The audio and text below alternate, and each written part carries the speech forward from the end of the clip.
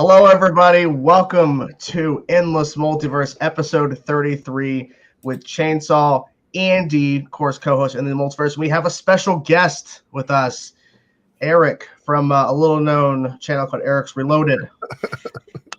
Hello. Hello, welcome. How is everybody this evening? I'm good. Hope everybody else is doing well. Doing well too. We were talking about it on your Twitch yesterday. I'm like, so like, are you like, do we consider Endless Multiverse and After Party in the same universe, or like, is this you coming from another Earth now? Because like, just so we know like what the mythology is. We're evil. We'd be from the dark multiverse. That's where our show would be. Multiverse. Okay. We're Earth Prime in the dark multiverse. That's where we would reside.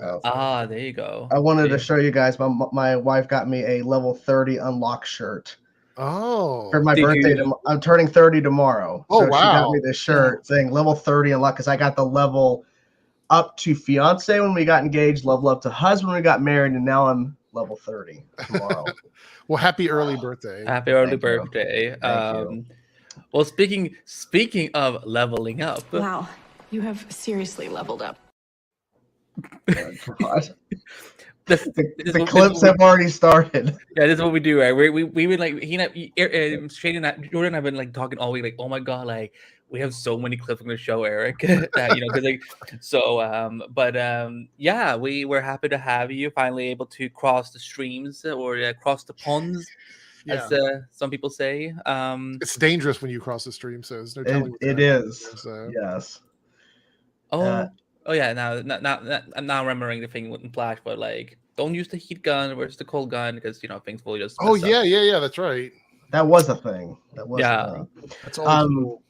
Before we get to Black Adam, because we have lots of thoughts on Black Adam, real fast, guys, we want to let you guys know of a giveaway we're doing. We'll do it after we're done talking about Black Adam. We're doing a giveaway of this Arrow picture, Stephen Amell signed Arrow picture, United States only. All you have to do is like the stream and comment your favorite Arrow moment, and you guys will be entered into the giveaway.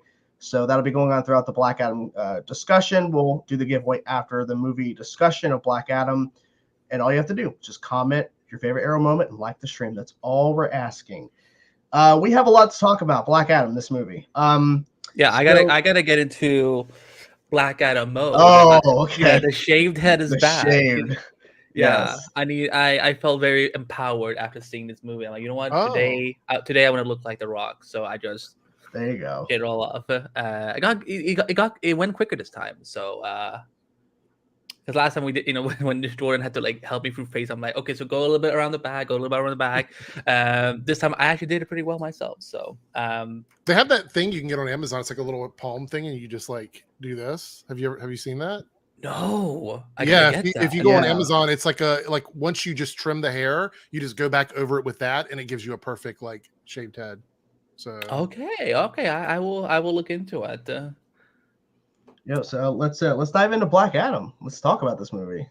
What's our first topic, Andy? Yeah, our first topic is we're going to talk about well, I guess we're going to do like a brief spoiler-free thoughts on it before we let other people think. So Eric, since you're our guest, why don't you kick us off? What are your overall thoughts on Black Adam? Putting me in the hot seat first. Yes. Well, you're a special guest. Yeah, so, thank you. Well, thank you. I appreciate that. I really enjoyed the movie. I thought it was really good. It was exactly what I thought it was going to be. My expectations were met with this film. I've seen a lot of criticisms about like JSA and this, that, and the other. But for me, I felt like the movie was well paced. I thought that the story had a good start, a really good ending. There's a lot of action. It's a thrill ride movie. It feels like a summer blockbuster movie in the middle of like the fall. Yeah. But yeah, I feel like this movie would have been a great like June, July film. One of those big, like, just watch the movies, have a good time type movie. You can still do that, obviously, if you want. I mean, that's what we did. But yeah, it was very much one of those like action thrill rides. And that's kind of what I wanted from this film. So it delivered on that. I was a little bit worried because obviously there's been some hater critics out there that just did not like this movie for whatever reason. And it kind of brought the vibe down. But I went in with my own vibe and I thought it was I really enjoyed the movie. I have very little like major problems with the film. I do have some nitpicks, but no major problems with the movie. So, Jay, how about you? I mean, not Jay, Jordan. That's me. I had a good time. I remember coming home and I started my review and I said, this is a brutal movie because it's brutal. because literally they pushed PG-13 at points. Like they said, originally the cut was rated R before they had to cut down to get PG-13. The Rock finally got to do what he wanted to do. He got to be Black Adam, and no fucks were given. Literally, the guy was insane. And I like to, because it's interesting. The marketing, I think, did a weird job with the movie, and I feel like that was an issue. I feel like the movie would be doing better box office wise, I think, right now, if the marketing was better. But I think them also, the way they approached marketing, they were hiding some interesting stuff. They showed some cool Dr. Fate stuff. They showed some cool Hawkman stuff, of course, Black Adam stuff. But there was a lot of really cool stuff in the movie they hid, which I think was also smart because it would have gave away some of the bigger moments. And it really just showed that we can just have fun. Yeah, the story at times doesn't really work the best for me, but I was having fun. Like the whole entire time, like this is insane what they're doing in this movie. I mean, that whole opening sequence we've seen in the trailers where he awakens and he's here. Oh my God, that whole 5-minute sequence is insane, just nonstop brutal. And then he just keeps on going throughout the movie. He just nonstop, he just doesn't care. And I love that. And then I love how over time we learn more about him, like what the actual truth of him and what he actually went through versus what they assume of him and what the story books and what the myths are of Black Adam, or what he was called back then. So I really like that a lot. But yeah, it was fun and brutal.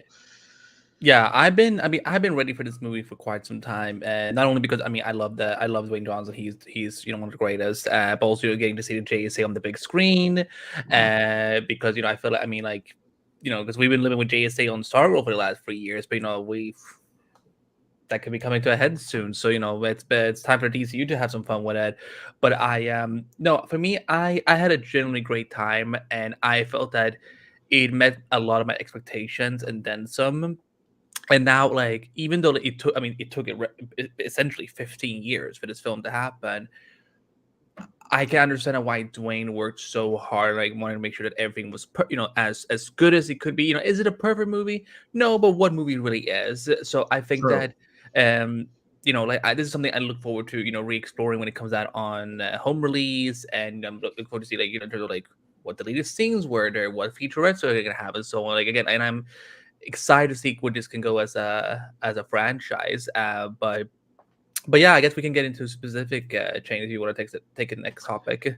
Specifics about spoilers or just wherever? Where are we going here? I guess it's mine first. Let's talk about Black Adam making his debut in DCU as a character. From start to finish.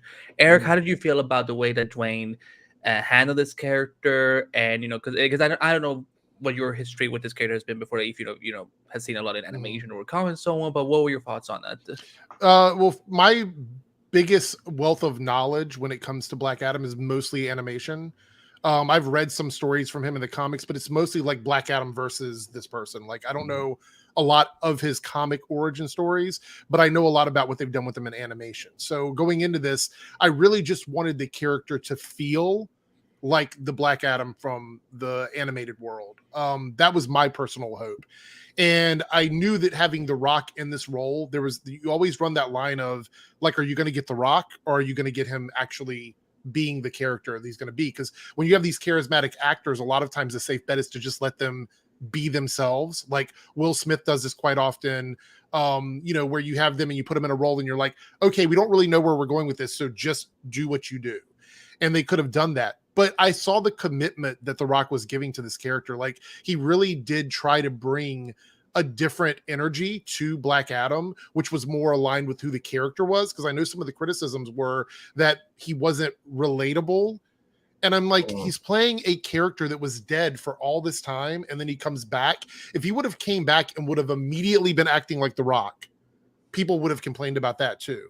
So I think for me, outside of the criticisms of him being relatable, because there was a journey with this character. And if you watch the movie, you see where he starts and where he is at the end of the film, which I think is really important. For me, Black Adam as a character, I just wanted it to feel like he gave a shit about the character he was playing. And I do feel like he did. So he accomplished that for me. Well put. Agreed. Jordan, how are you feeling about the way that we saw Black Adam finally debut on the big screen? I think overall, I think maybe we could have got more into, like, in terms of like his actual psyche, because it feels like a lot of it was just, okay, we're actually going to give you we're going to give you those story elements. We're going to give you those points of where we're actually going to learn about the character. But it felt like more of like, let's just show how strong this guy is. And I understand it's his first movie, but in terms of what Eric was just saying, that like this is a character who's been dead for 5,000 years. And so like, what exactly is going through his head? Like it's more of like he's picking up stuff or he's questioning everything, which is understandable. But I guess this movie was not meant to do that. It wasn't meant to really explore that stuff because that's not the way it was structured. Because if we would have took a detour for 10 minutes to go through what exactly is he thinking and all that kind of stuff outside of the flashbacks of what happened to his son and his wife and everything, it was just like, okay, let's just get to the action. Because it would have been very bizarre to just like kind of stop the movie, because the movie does not slow down. It just keeps moving at a fast pace. So the movie was never structured to really give us that moment, because it's like Steve Rogers in ice for 70-ish years times like, infinity or whatever, in terms of how long this character's been gone. Because when he first shows up, he's like, okay, well, they have magic bullets and all this stuff, but he didn't see the city. He had no idea that like all this had changed. Really, he had no clue. So I think it would have been more interesting to kind of see that. But I think they handled it pretty well. And also, to him being charismatic and people seeing The Rock and not really seeing Black Adam. That was a worry I had, too, about, like, is he actually going to be playing Black Adam, or is he going to be The Rock in a Black Adam suit? But thankfully, he was Black Adam, at least from what I was looking at, like, oh, that's The Rock. But also going, but he's playing the role pretty well. Black Adam's really a villain. But this interpretation isn't exactly, but kind of. So he towed that line of where he could have went too far and it would have just been a gimmick because he's just trying too hard to be a villain. You smell what the Black Adam is cooking, basically. Yes. Like, I feel like he could have went too far. He also could have went not close enough to where he actually ended up, to where it's like literally it's just The Rock in another movie. Because we've seen a lot of movies where he's not phoning it in, but he's playing himself essentially. So I was kind of worried, but thankfully didn't happen. Thankfully. It's funny for me. There was a point in the movie when I suddenly remembered, oh my god, I'm watching Dwayne Johnson playing a DC character. Like, because it got to a point, I got so sucked into it. Also because I'm just gonna say that this is probably one of my better movie experiences, because last time I had these like annoying teenagers sitting next to me taking selfies in the dark. I'm like, what the fuck are you doing? Like, so I had this time, like, it was quiet. I could hear my own thoughts. So, but like, by the time I got to the third act or something, I'm like, oh shit, that's The Rock. Like, I didn't because that's how good he played the character. Because yeah, I agree. Like, when it comes to someone like The Rock, who it's like he's one of the most charismatic people on this planet. Sometimes I feel like movie studios, they get him just to play The Rock, like, but they say, oh, he's been cast as this character, but really we're just gonna let The Rock, put on, two fairy wings and just be The Rock as a two fairy, for example. But with this, I'm like, I love the fact, because I love anti-heroes, and I know some people been debating like, no, but Black Adam should always be a villain, and like, but some people like him as an anti-hero. I love that in this case that they stuck to it, and that he wasn't apologetic about it. He's like, I kill people. That's how I protect the world. I don't give two shits. Like, I think that, and I feel like that's like the only moment in the film where he actually like owns, finally he feels remorse about something. It comes as an earned point where he's like, Carter, don't let me say that word ever again. Like, once I depower, make sure I can never repeat this again. But it felt like it was organic. But yeah, I felt that I want more. I see some people in the chat are saying the same, and they want to see more. I think that's great, because and I think that's the whole point. I think the reason why this film took so long to make is because I think they're setting him up to be a long time player.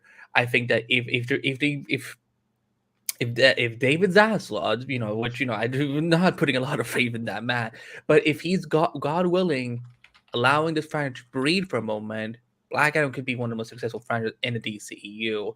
And I felt that, like, I love that this was a very different this was a different comic book movie that we've had in the last couple of years. Like because I was trying to keep count of how many people are he killing. I lost track by after 30 minutes.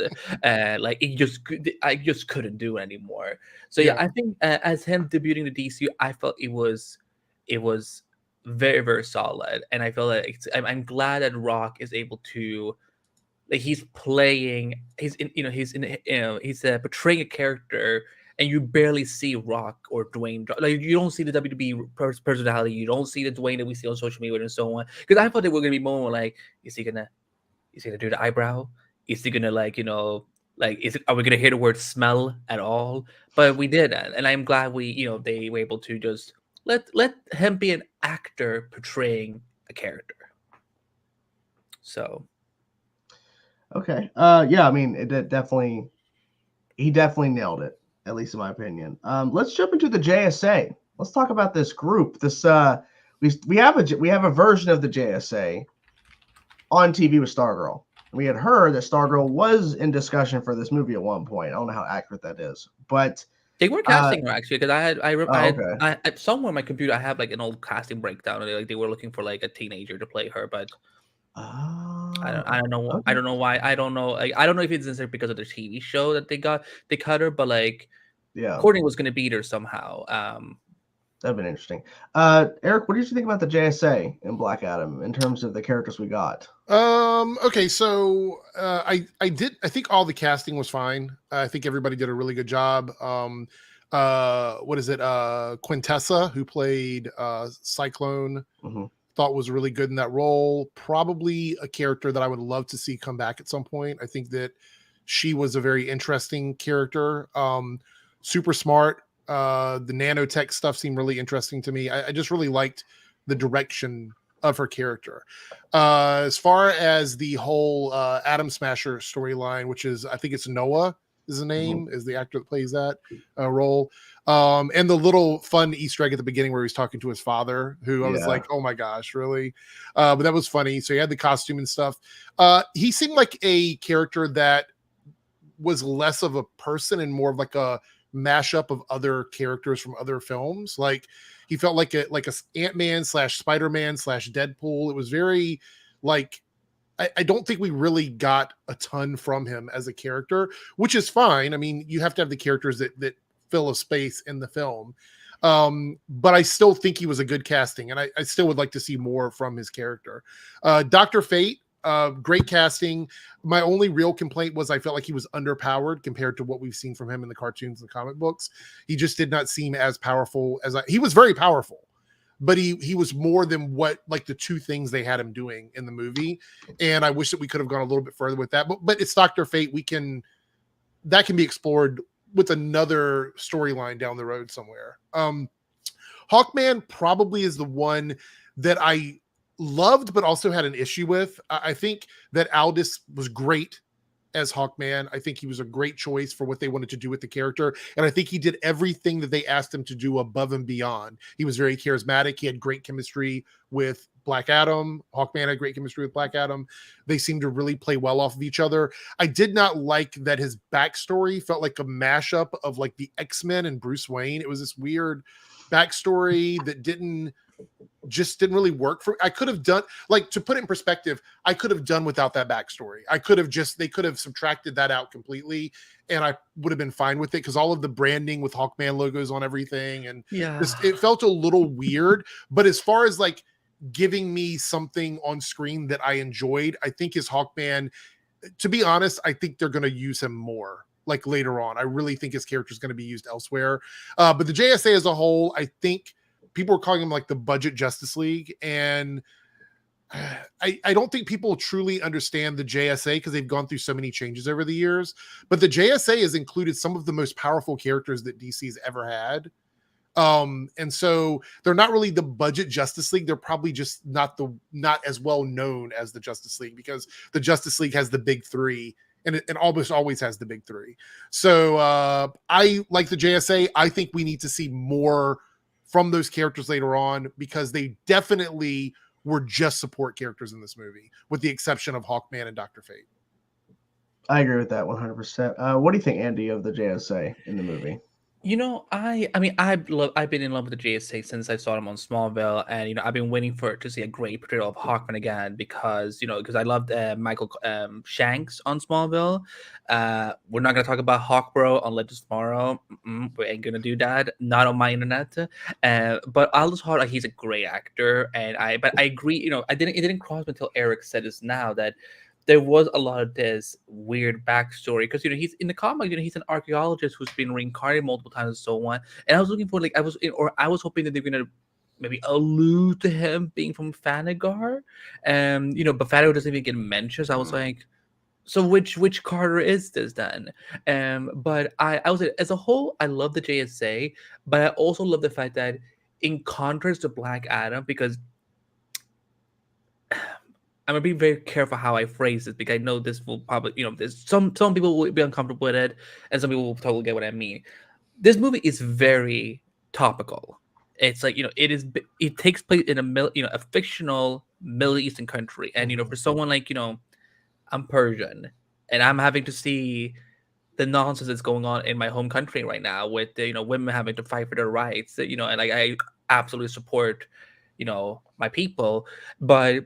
And that's why the reason I love this movie so much is because it was just so liberating seeing a Middle Eastern country being freed. But when you look at the JSA, they look very bad because so you knew this problem existed in conduct this whole time, but you're only now choosing to feel like now it suits us to come and do something because this big electric dude is now suddenly around.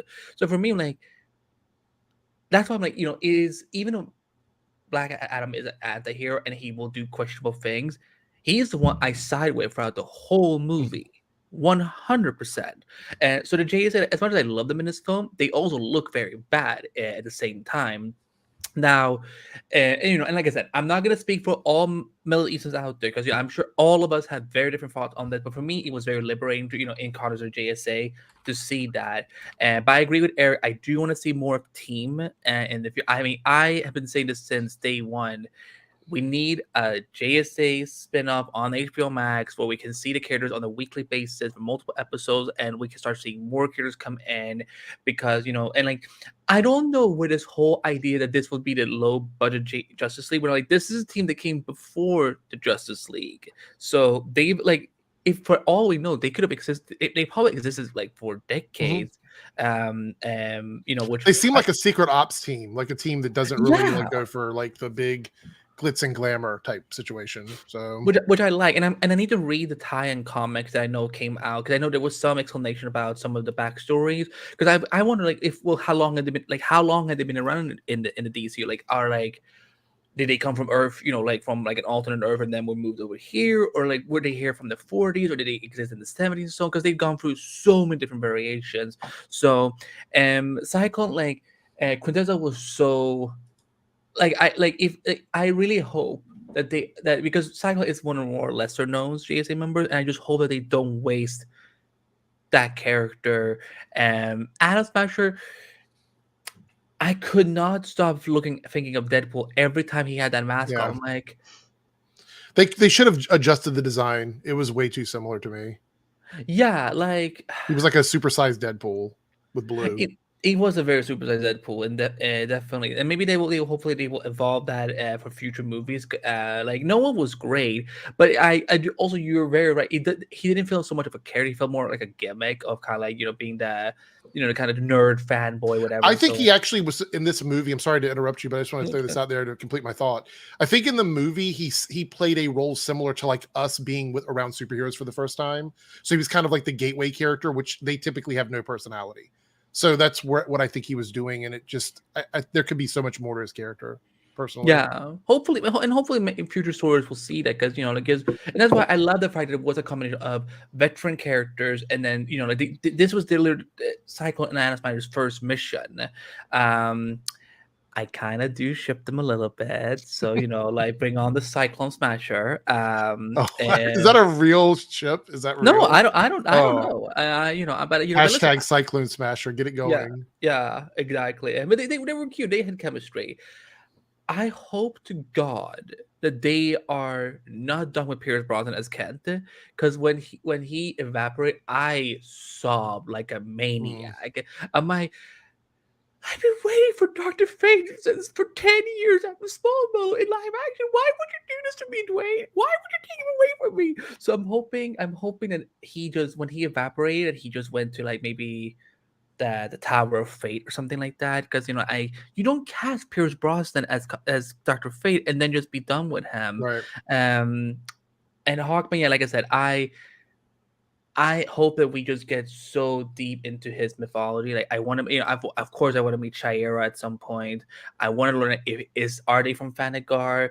I think Aldous said that in an interview. He wants the next meeting or next time Hawkman appears to deal with that storyline. So I hope so. Because I remember like about 12 years ago, they were actually developing a Hawkman movie like around the time Man of Steel was being in development. So I'm like, obviously there's been an interest for it. I'm hoping that they will, like again, or this could be another HBO Max show or something like that. Again, I felt that the JSA this can become an A-list team for DC if Warner Bros. Would just invest in it. So David Zaslav, imagine that a bunch of unproblematic actors who could make a superhero movie. Imagine that. Who could we be referring to? Who knows? Don't know. I don't know. But yeah, the JSA, I like them. I also like that they also, in contrast to Black Adam, that they are actually also a problem.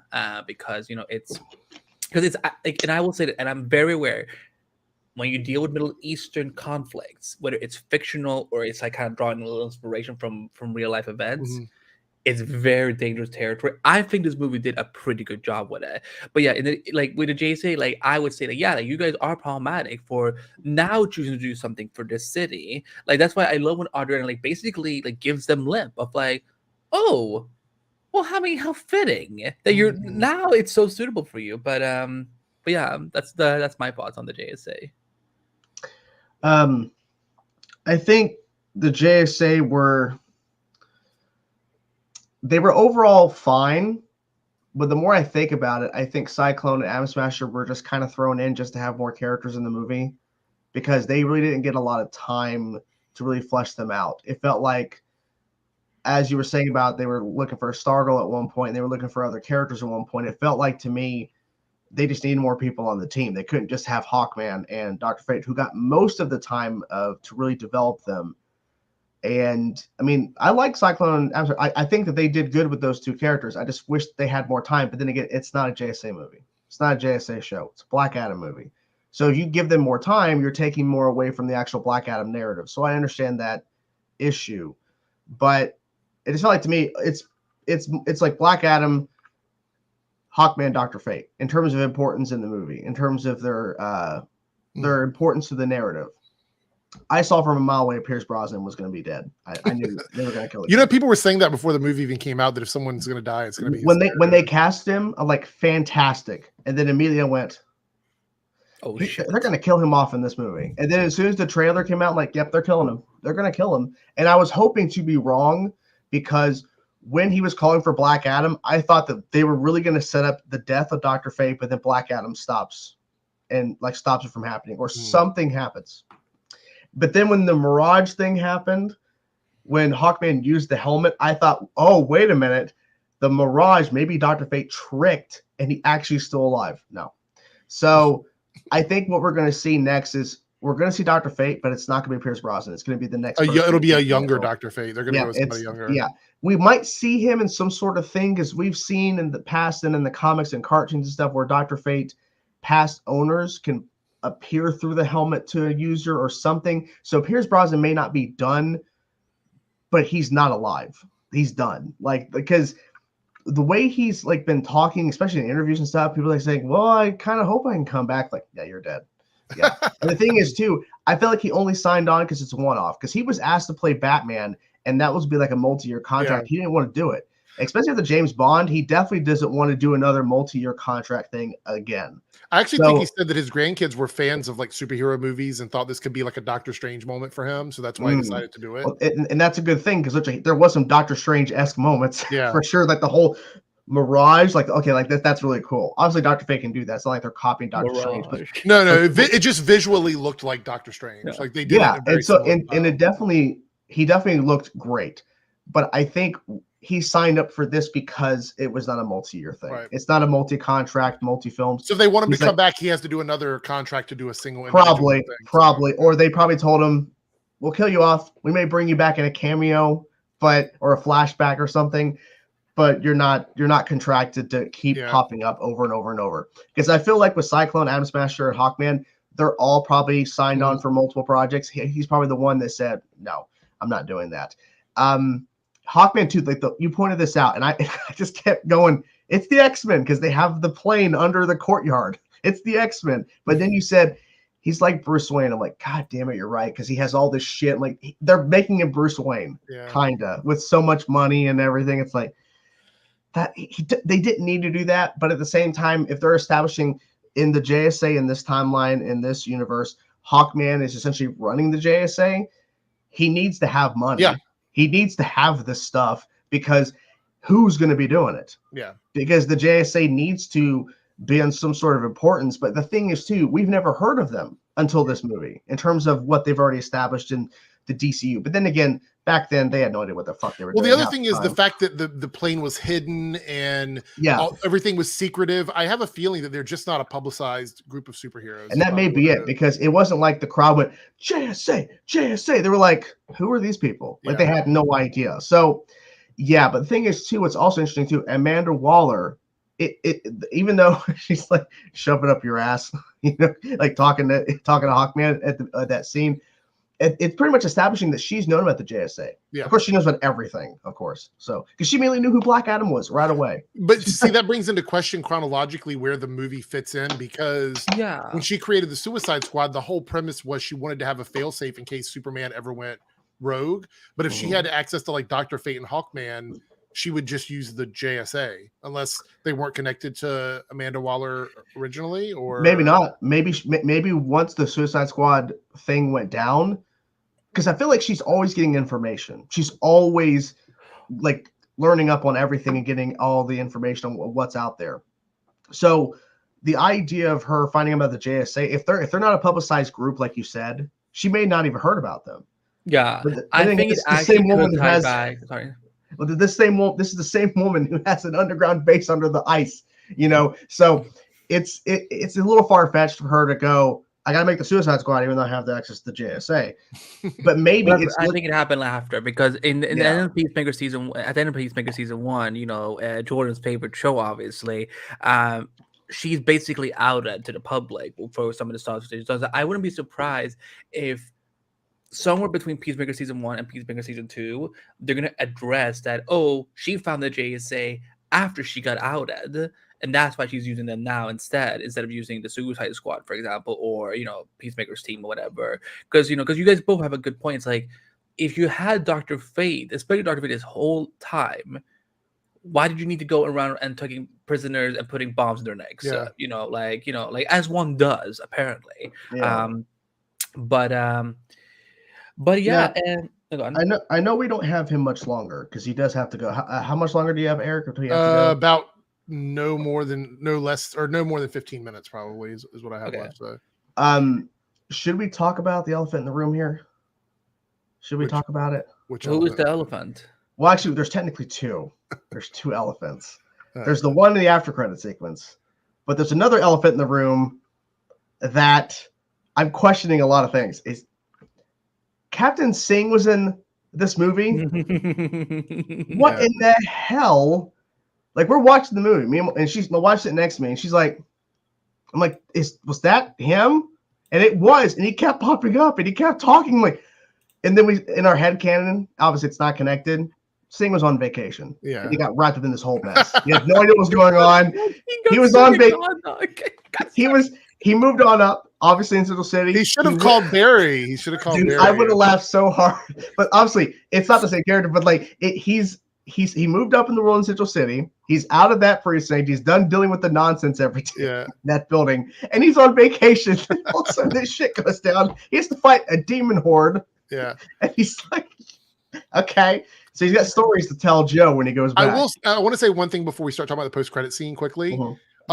Because I want to get this out. This is the only other thing that I really wanted to discuss, and I know we're running short on time, is I wasn't the biggest fan of the VFX for Sabak. I think his VFX were probably the one thing in the movie that kind of stood out to me, and I think it's because they didn't map it after the actor. It looked like a completely made up character, which didn't feel like natural to me.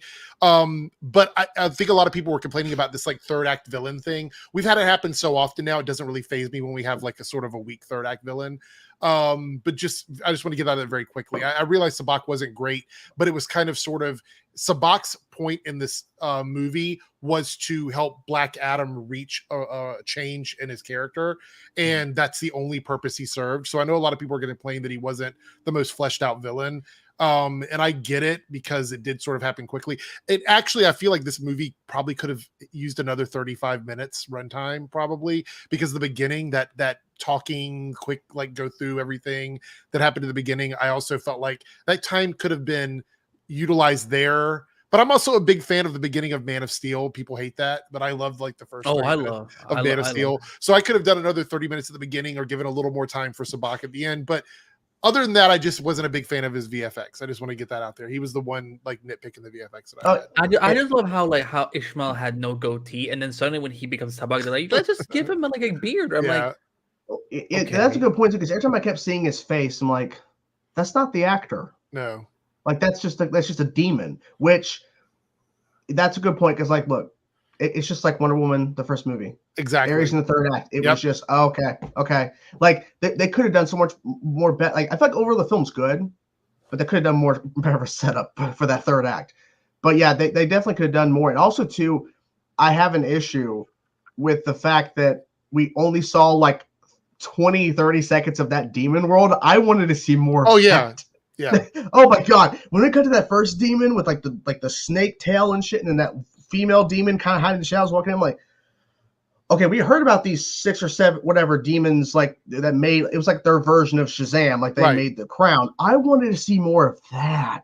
And I wonder if they actually had more planned and they cut it, or they're like, that's too much visual effects. I don't know, but it was like, this is cool, because if they would have done more setup, especially in the beginning of showing the crown being made by these demons, and then actually showing the guy being transformed actually being there, I feel like it would have been maybe a better payoff for the villain, because they set up the crown pretty well in the opening with the monologue over the whole thing, like skipping a lot of stuff, obviously, just say it. Oh god. I mean, I'm gonna crack up. So you want a 5-second movie? Is that what you want? Like a quick, like let's... I feel like that would have been better for the character, and that's why they didn't show him in the marketing hardly at all, because literally it doesn't matter. Because like you said, it's only to get Black Adam to revive, have a better, like a more polished Black Adam suit, not a damaged bolt, a cape, and that's all that. Like that's the whole reason why we had that villain. Yeah. So I feel like that could have been better. Thoughts, Andy, about the villain, or you think, or you kind of agree? I like the actor, but like he's fine. Like he's all right, I'm not married to the idea of Sabak one way or the other, because Intrigang was really the true villain of the story. And again, I get it. They wanted to just they wanted this to be as spectacular as possible. So I'm fine. I don't have any. I don't think he's too problematic. I think the VFX kind of be a little wonky, because I'm just like, why did he grow a goatee? Like that was the thing that threw me off. I'm like, why? Like that is what an evil thing to do when you're transforming. But and it seems it seems like they were setting up to the other guy who fell off the cliff early on. That he was I thought like one. I know it wasn't the driver. It was one of those two guys. Something's gonna happen, and of course it was the other guy. But the guy with the shorter hair who fell off and he just immediately dies. I'm like, they're setting him up to be the villain. And then all of a sudden he's like, turn back. And she turns around. Is that what it says? Turn back. He's looking right at the camera. I'm like, all right, he's the villain. Well, let's talk about the post-credit scene. All right. Eric, I know you Eric, I know you talked about a lot that that this idea of it, first of all, it leaking, and the fact that this got so much more hype than the actual Black Adam film and so on. But now having to get seeing it yourself on the big screen, like how do you stand with it now, like going forward? Well, I hate that it was spoiled early, but I knew that if it was going to happen, it was going to get spoiled. That's what I said like 2 weeks ago. I'm like, if Henry Cavill's in the post-credit scene, if anybody outside of the press gets to see this movie before it opens, it's going to be spoiled online. And unfortunately, my prediction came true. And I was a little bit bummed about that. Partly because I love Henry Cavill as Superman and I wanted him back for a while, but the stan community around Henry Cavill as Superman kind of ruined a lot of that for me, because it's a bit outrageous, that community in general. No offense to anybody that, you know, is involved in it. It's not personal, but the community as a whole is a bit outrageous about everything is wrapped around Henry Cavill's the key to everything. It became a bit much for me. Right. But I will say I am happy to have him back as Superman. In the theater that I was in, it was good to know, because it was mostly a full theater on Thursday afternoon. It was good to know that that leak did not ruin it for a vast majority of people, because the theater that I was in kind of erupted when Henry Cavill walked out on screen, which made me feel good, because I'm like, okay, so at least this wasn't something that was ruined for a vast majority of people, because I wanted to feel that way, sort of like I did with the whole Spider-Man thing. And, you know, just, I wanted to have that moment where I got to see it and feel it myself. And so when it happened, I was like really excited about it. And I really hope that the Superman community can sort of stop fighting with each other about like what version of Superman this is. And is it Snyder Superman? Is it the one from, you know, Justice League or whatever? Let's just wait and see. I feel like it's going to be sort of I don't want to say a reboot, but it's going to be a new updated Superman that I think they're going to try and sort of course correct with that character and make him better. Reboot. Yes, that's what I would say. And I'm 100% for that, because I just love Henry Cavill as this character. And since I love Man of Steel 1, and I was a huge proponent of saying we should have had a Man of Steel 2 before BVS, and I will die on that hill. Yeah. I am just happy to have him back. So yes, it was great. I enjoyed it. What did you guys think of it? Well, I wanted to ask real fast, did they erupt when they heard his voice or when he appeared through the shadows? Because, no, when he walked out. Because I don't think a lot of people recognize the voice right away. Yeah, because when he started talking, when he started floating down, I'm like, I know what this is. I know. But I'm waiting. And I love the line, too. Like how he says, I'm like, but that's Henry right away. And then I love the more yellow popping in the crest. And then the curl in the hair. It's amazing. I think this is not the Snyder Cut Superman. Right. It's not. I think, this is, look, the Justice League, I feel like they're going to ignore that movie. Yeah. What they're probably going to do is, this is a Superman, and obviously Black Adam, I feel like with Superman, like he's been gone or not on screen in terms of a proper theatrical release film. Snyder Cut, that's a whole separate Elseworld. Snyder's already said it's Elseworld, so it's not connected per se. That this is a Superman who's been out and about for a few years, and they can just kind of go with that. Yeah. He's been around for a couple of years. The last we saw him in the theatrical cut, just like he flew off, pulled his shirt, flew off. So presumably he's been off doing stuff, you know, and so we can just kind of get away from all the baggage of Justice League and just focus on the Versus movie, the sequel to Man of Steel, and just pick and choose what they want. You know, they don't have to like exactly, because I don't feel like if they establish what it is exactly, it's going to divide the fans, it feels. So just don't do that. Just kind of cherry pick. And then, or maybe better yet, just don't really reference a lot of that stuff. Maybe drop a Zod reference, but you don't have to. You know, like plenty of time has passed. I mean, he literally showed up because Amanda Waller, like, sent him over there. Yeah. So, you know, that's the dynamic. I know somebody was asking what's the difference between a reboot and a soft reboot. A reboot is like nothing is the same. A soft reboot is when they just kind of pick things that they want to keep and get rid of things they don't. Just like it feels like with the whole Daredevil situation, or not. I don't know. Yeah, exactly. You know? I think another one that we could look at it is like the Superman and Lois TV show, because it is similar to the one from the Arrowverse, but it's kind of a sort of it's like a soft reboot of those characters. So, and also think too, after Crisis, you know, some shows got to do stuff differently. They got to change some stuff because of Crisis. Yeah. So I mean, because literally we saw on Batwoman, we got a version of where her sister didn't die. For a few episodes. So they were able to kind of do some stuff like that. It was Supergirl. They horribly botched it because they rebooted that whole storyline again for that season. I'm like, no, because Lex was like, what do you mean? Like, you knew this 2 episodes ago, but Crisis, stupid. Yeah. Anyways, that's a that post credit scene. I mean, it was. I mean, listen. I knew, but I still. I mean, listen. I got a little wet. Listen. I mean, listen. When did you know? Can you say when you found out?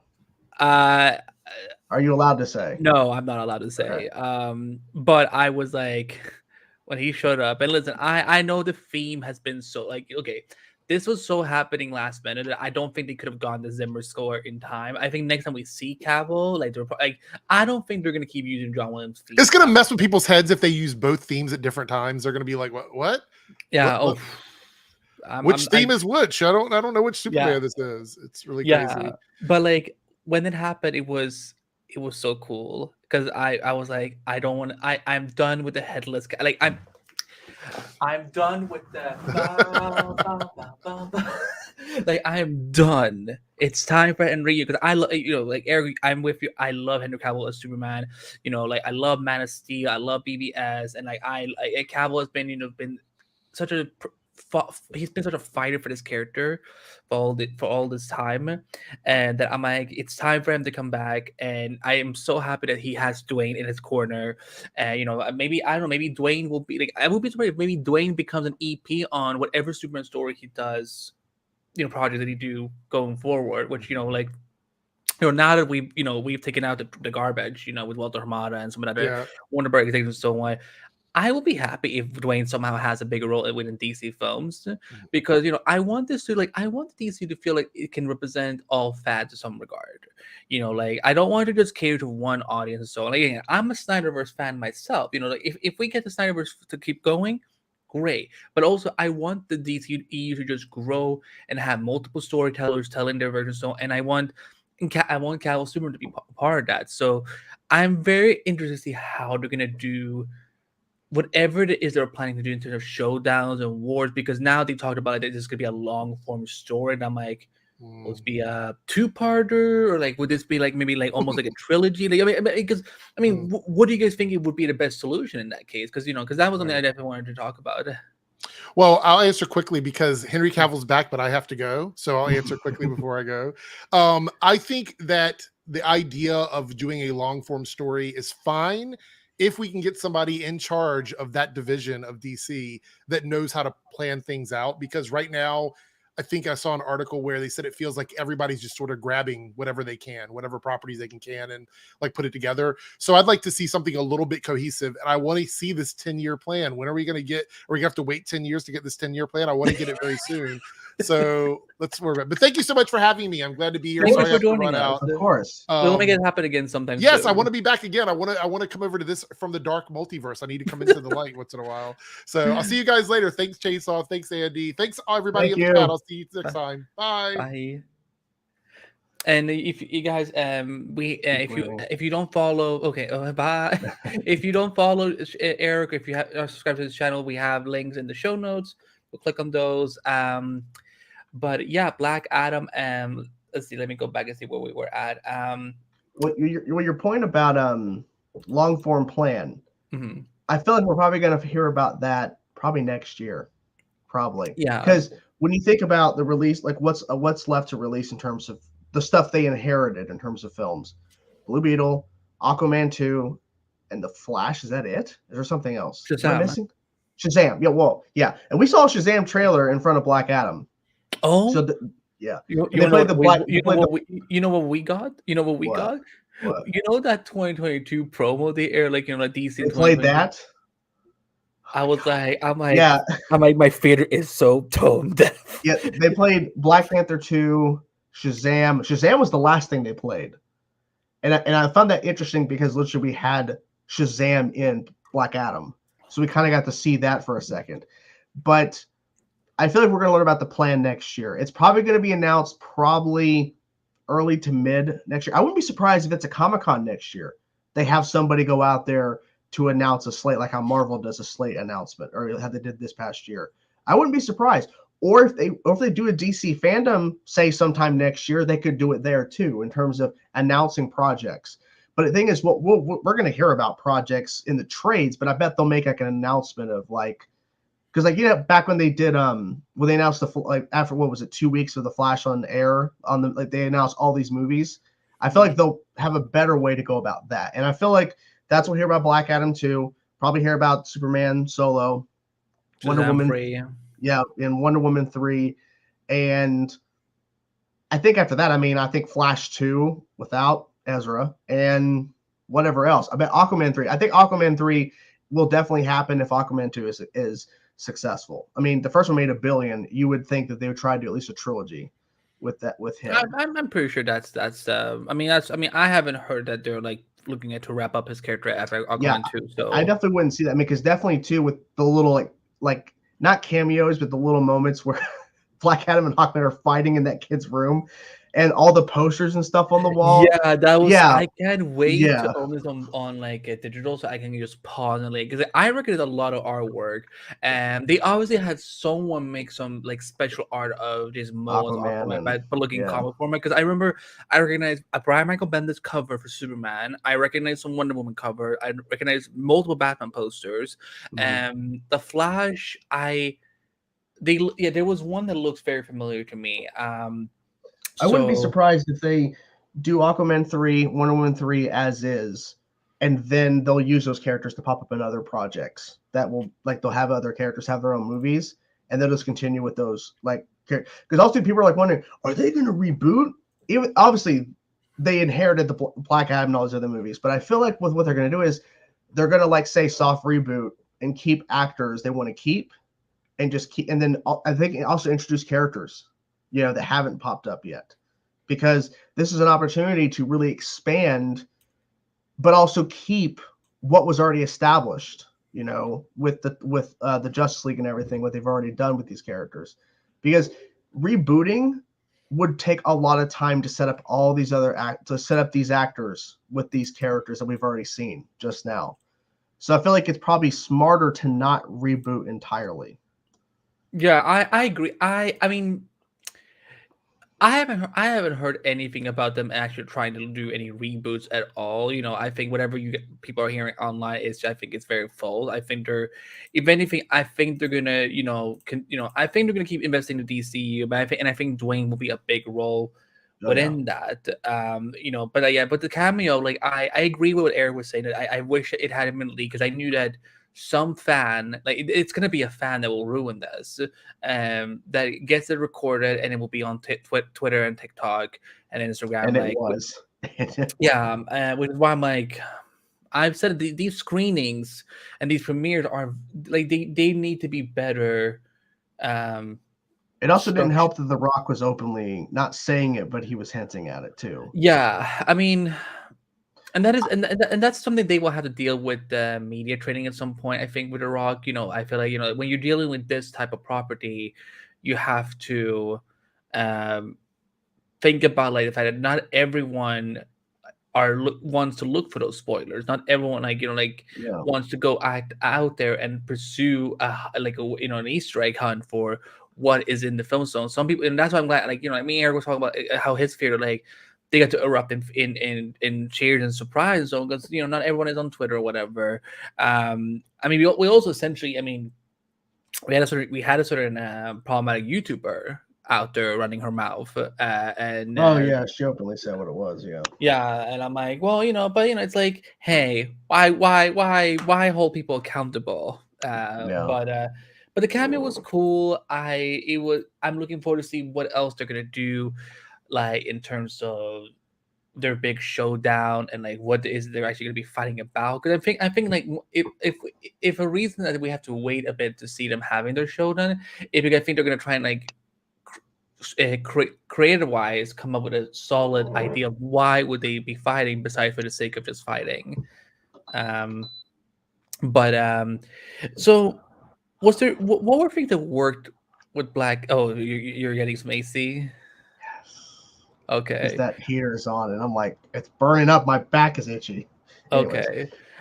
What were things that really worked with the film for you?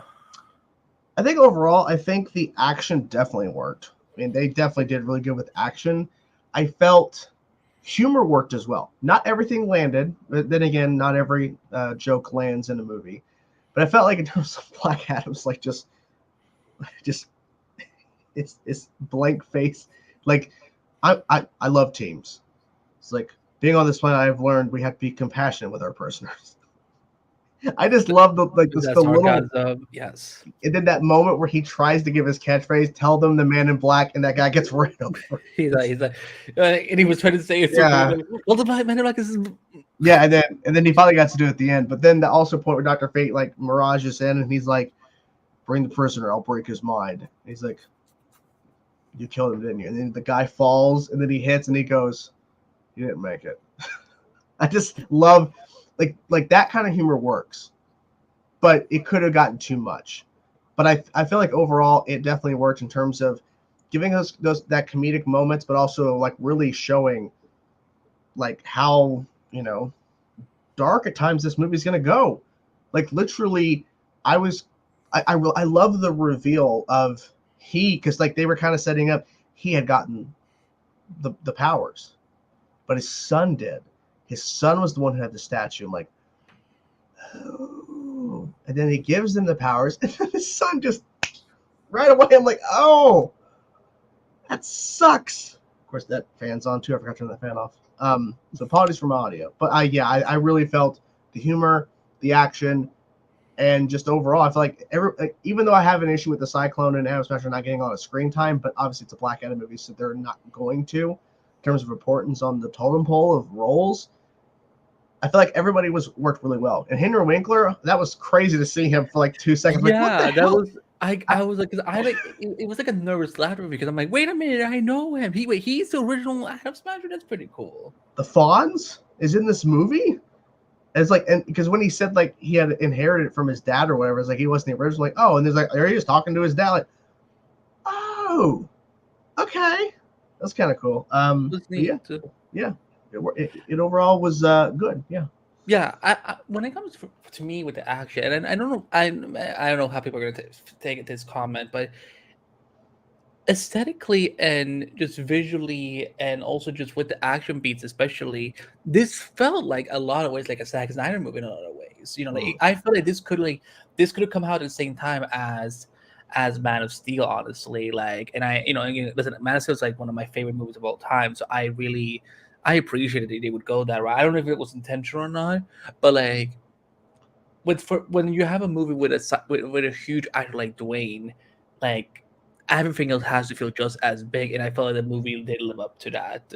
And I also like, because one of the things that I've criticized the MCU a lot about in the last couple of years is that they have no control over their comedic beats at this point. It is too much comedy and jokes and slapstick or whatever. So with Black Adam, like every time there was like a moment for me to laugh, I feel like, if it didn't feel forced, and if I like the fact that it was just like they knew how to time it well and so on. Like Black Adam not knowing what sarcasm was, or Black Adam, like, when he was blasting the TV, he's like, like wizards. Oh yeah, that part. Like, That was I'm good. not a wizard. I'm an electrician, girl. And then they had a Western showdown a little bit later in the movie, where the guy's like there with the gun. It's like the slur, like just waiting. And obviously he's gonna kill everybody in that area. But they had like a Western showdown where they're like at a standstill. Who's gonna pull their gun first? And then he's like, I love that too, and I love that. Again, like, I mean, again, I need this. I hope someone out there has been able to was able to count how many people he actually killed, because like when he sent the electric through all the soldiers, and they just kept like getting zapped through each other, I'm like, this is so delicious, and I'm gonna gift this over and over again. And when, like, for example, when he like super claps, the 4 people I had in mind that were set, like the names I'm gonna put in there. One person is Toby Emmerich. One person is Walter Hamada. One person is Arn Sarnoff. One person is John Berg, etc., etc. And he just wiped away the old WB regime and these films regime. Yes, I'm petty. And for people who are like, Andy, don't be so harsh on Walter Hamada, I'm like, well, if you want to support an enabler, be my guest. I can relate to that issue though. But the action, like, yeah, I feel like this movie is way more expensive than from what we've heard about this budget. Like, I feel like this has to be, I don't know, more than, I mean, 250 at least. I don't know. I mean, Hopefully look, I mean, not. it just looks very expensive, and I just like again, like, yeah, Sabak wasn't the greatest, but like action beats and so on, like, it felt like I mean, Hawkman's wings and Doctor Fate magic and so on, and also like they took someone like Cyclone and they made her power look so phenomenal.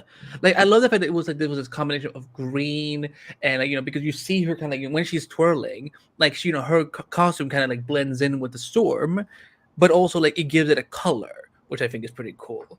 And then Adam Smasher was just running around and looking like Deadpool. That mask they need to Pretty much.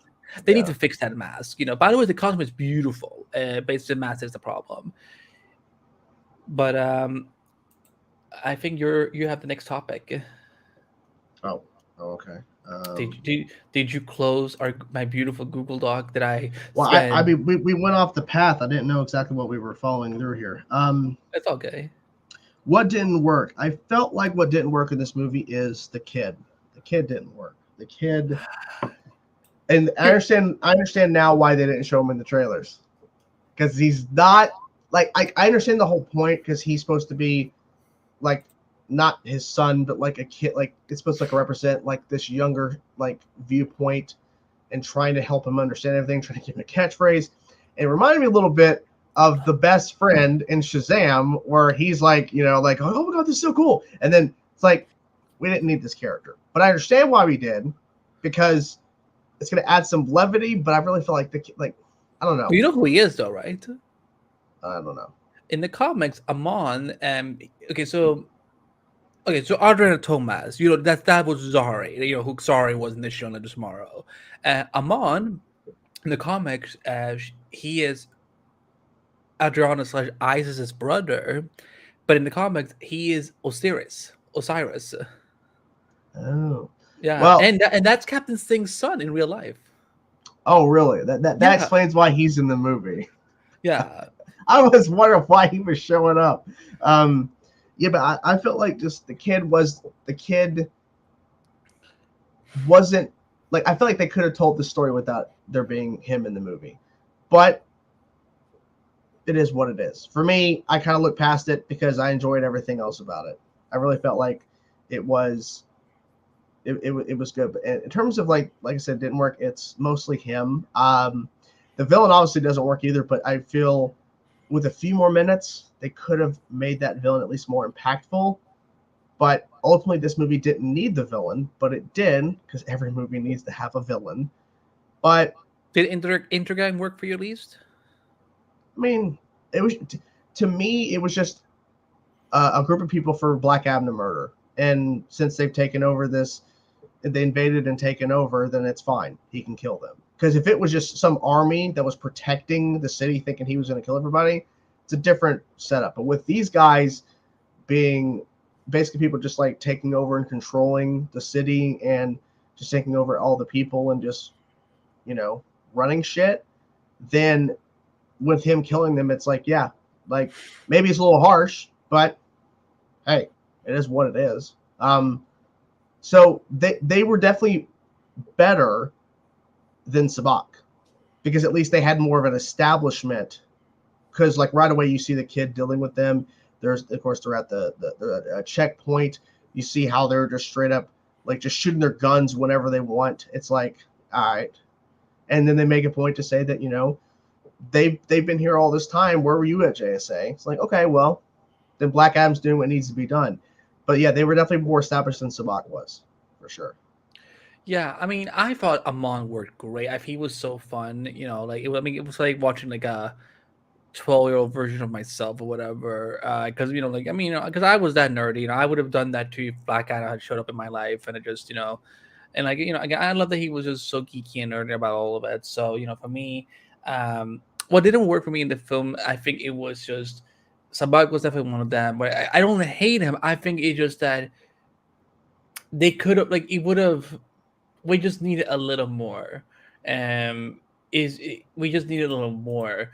But otherwise, honestly, there isn't a lot of things that I had a problem with in this movie. Like I really the DCU, we haven't had a lot of DCU movies in the last couple of years since the pandemic. Wonder Woman 1984 was a disappointment, I think, in a lot of ways. And then after that, we haven't really had, we had the Suicide Squad, which I wasn't really thrilled with either. So with Black Adam, like they brought back so much of what I love about the DCU so much that I didn't really have a lot of problems in the end. Let's see. What did you have any favorite moments?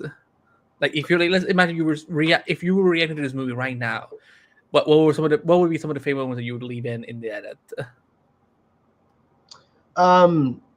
Him coming back for the first time and just mowing down all those guys, and the whole when he goes outside and the helicopter sequence, putting the grenade in that guy's mouth, all that I think would definitely be in there because that was just nonstop brutal. But that's the first time he's been out of his prison, so it makes sense he's pissed off.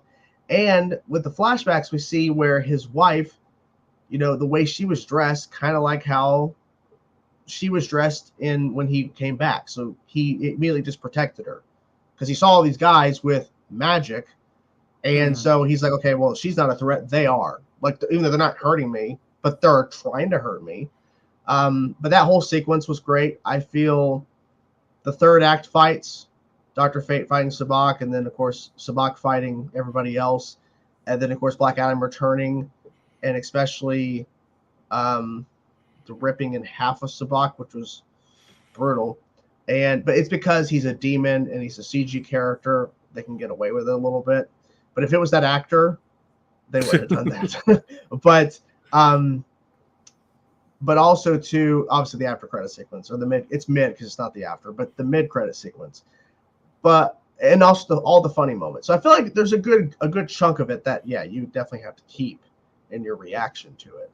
Because I remember you were a little hesitant about this movie throughout the summer. So like you're won over now. I'm hoping.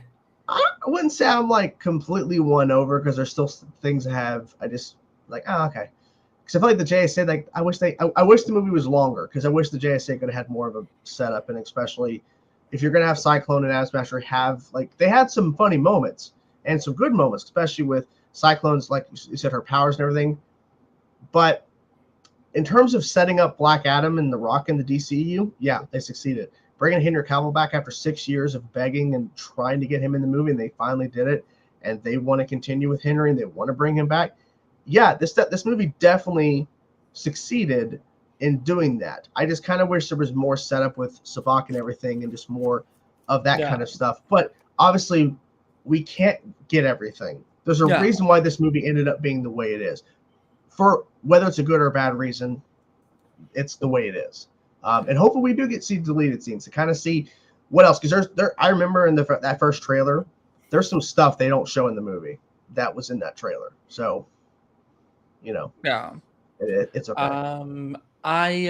When he destroys the throne. Oh yeah, that was also because again for me you have to remember for me this movie came from a very political aspect in a lot of ways, where like he has the opportunity to lead the people, but instead he destroys the throne. It's like no, convicts should be free and lead on their own, but I will be here to protect them, which I loved. I love when he came back with the kind of upgraded suit. With the yellow boots and the cape and the gauntlet and so on. I thought that was pretty sick. And the bolt is completely yellow, not damaged. Yeah, exactly. Yeah, it was like something refreshed, which I really appreciated.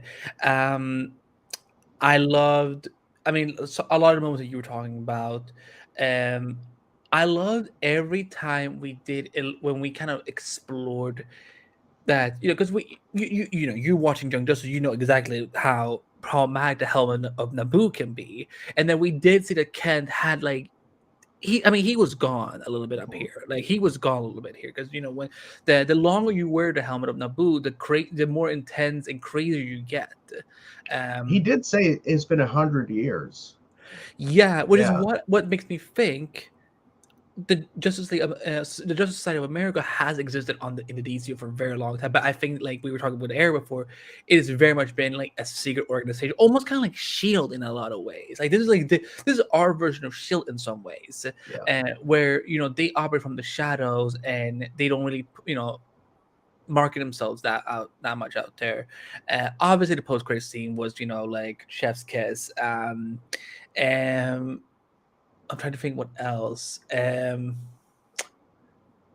I mean, for me, because I've been in communication with the guy who plays Captain Singh on the Flash since the Flash podcast. So Patrick he's an absolute sweetheart. So the moment I saw the movie, I did him like, Patrick, I saw you in the movie. I saw you. He's like, you spotted me. You spotted me. He's super sweet. But yeah, no, it's funny because before he was on the Flash, he was actually in an episode of Arrow. So like he's now been on Arrow, the Flash, and Black Adam. I'm like, Crisis of Infinite Captain Sings. But I look forward to going back and rewatching this film and just re-explore so much and like see what else like I missed. And also I want to see what I missed that they cut from the trailers. Because we had 3 trailers at this point, and then I feel like we can spotlight like what was gone and what wasn't gone, and then maybe they will explain why they were gone and why they didn't end up deleting them.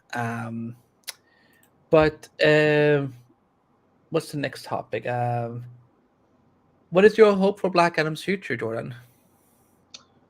Like where would you want to see him next after this? Like Shazam free, battling Superman. I think it's more setting up battling Superman because that's what they established in the mid-credit scene. But at some point, he has to meet up with actually Shazam. He has to do that at some point. And I feel like that's going to be – because I feel like the next thing is not going to be Black Adam 2. It's going to be a versus Superman movie. And I feel like Black Adam 2, like a proper Black Adam movie, it may have Shazam in the mix, or maybe Shazam 3 is with Black Adam fighting. Yeah, that wasn't in it. And there's also a scene where, like in the flashback or whatever, he's thrown off a place or something, like he gets murdered. Because they said he got murdered in the trailer. He was killed, and his son saved him, but he was dead.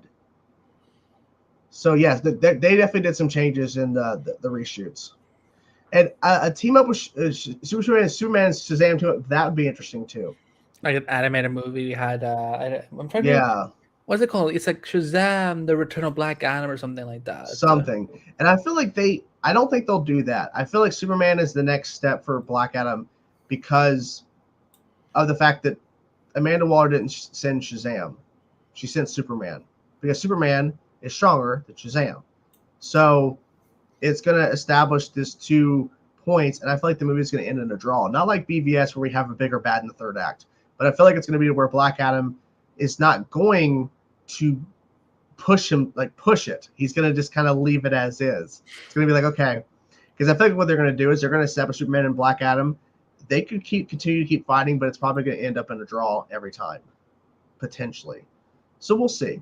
We'll see how that goes. But I feel like Shazam at some point will show up in regards to fighting Black Adam, but it's going to be a ways away. And I wouldn't be surprised if it's Shazam 3 down the road. I think Shazam 3 is because I think that's the best way to end that trilogy. We're dealing with the Sisters of Atlas in the second one. I think third one it will be good to have Black Adam as because then we can kind of also start seeing Shazam in other DCU movies. What's up? Yes. But yeah, I think because there were ideas that they were gonna do Black Adam vs. Suicide Squad a couple years ago that I kind of would love to see re-explore at this point. But that means that we also have to then reset the Suicide Squad because I feel like it's like James Gunn just really messed that up. I'm sorry. Like I feel like Task Force X is just a shamble right now in the DCU, but I would love to find a way if they could just I don't know. At this point, I don't know who they could get to fight Shazam. I don't even know. In terms of villains. You mean Black Adam? Yeah, like how would you pull that off? Oh yeah, I mean my mind, literally getting old. So, but I feel she called the JSA Amanda Waller because nobody in Suicide Squad could fight Black Adam. Yeah, it was not going to happen. And then she called Superman because because she even questioned Hawkman, like, could you guys really stop him? Don't worry about it. She called Superman because they failed, even though it kind of ended in a team up, kinda, but she didn't get her way. Amanda Waller didn't get to keep him, like she wanted to stop him. So she says, if you step outside of this border, I'm going to send these people after you and say, bring them on, because he doesn't want to be beholden to staying there. When you said that, it sounded like you were trying to say, like, catch me outside. How about that? I don't know where that. Okay.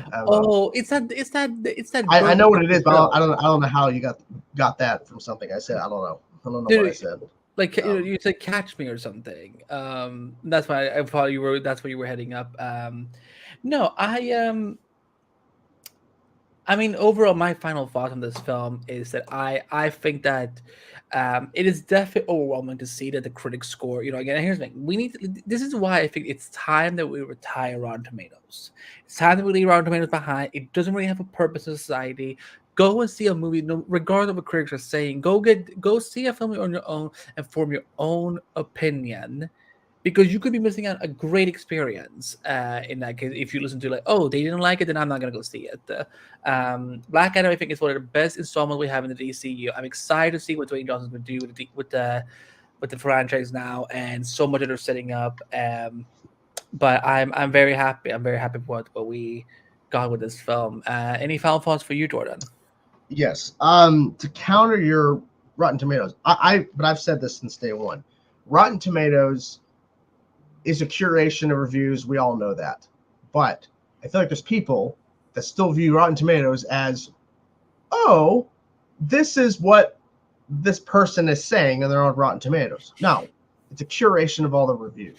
I feel like, look at Rotten Tomatoes as it is. It's a curation of reviews, and it's the total of a certain portion of critics out there, but it's not everybody.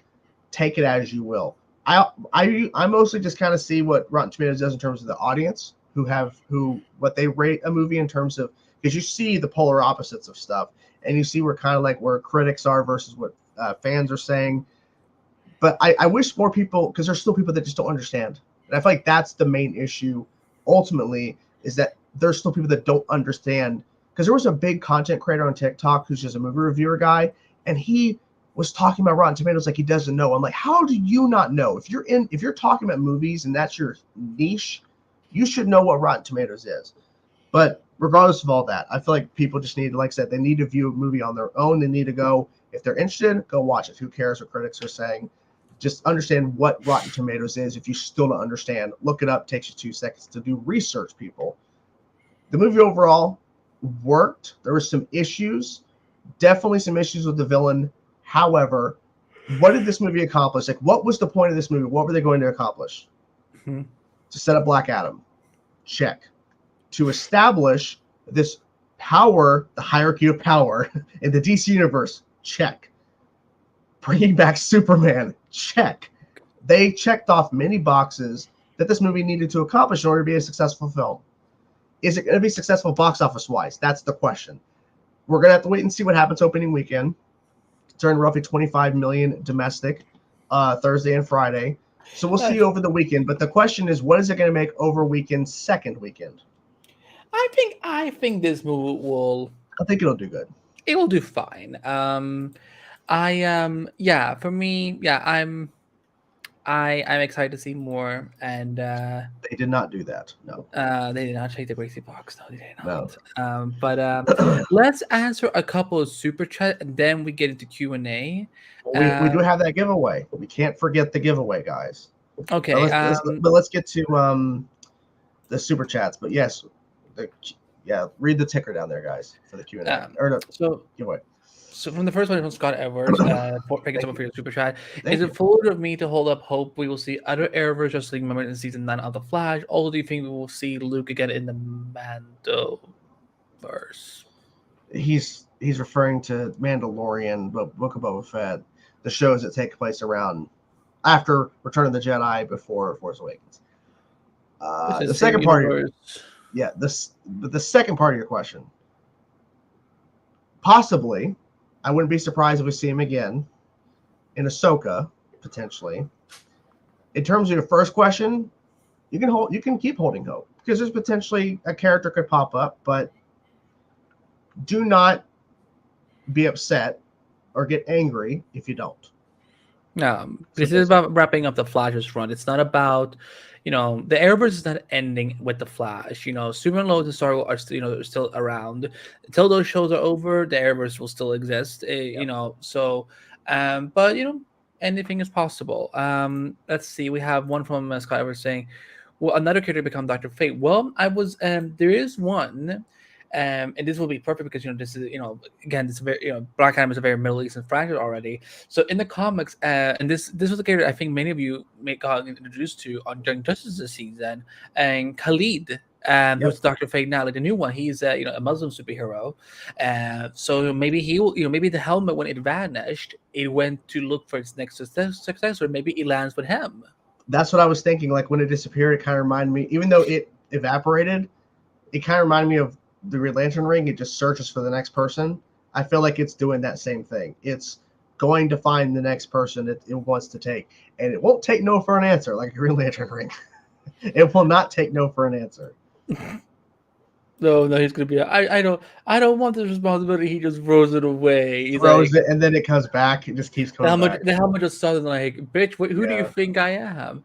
And then we have another super from Scott Edwards asking, "It is the stupidest thing ever to give me a reduced screen name in Aquaman 2, disrespectful to the character who is a key part of the Aquaman lore." Well, I mean, this is kind of touchy territory to talk about.